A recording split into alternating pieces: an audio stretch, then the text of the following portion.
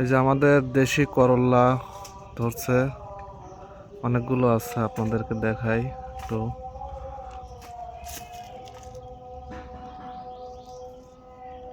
এই যে অনেক সুন্দর করল্লা, মাশাআল্লাহ।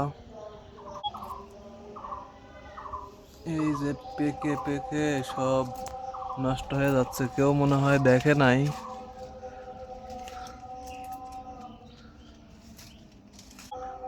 এই যে কত সুন্দর করল্লা, অনেকগুলো তো। এগুলো সব হচ্ছে দেশি করল্লা, হাইব্রিডের কোনো কাহিনী নাই, আর একদম পিওর অথেন্টিক, কোনো ভেজাল নেই।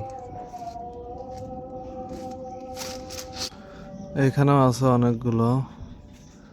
এগুলো ভাজি করলে আলু দিয়ে খুব স্বাদ লাগে।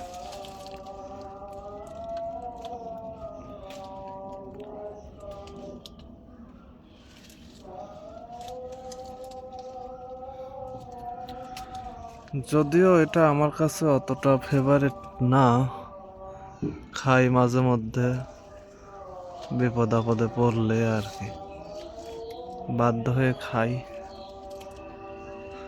অনেকে ভর্তাও খায়, এটা ঝোলও খায়।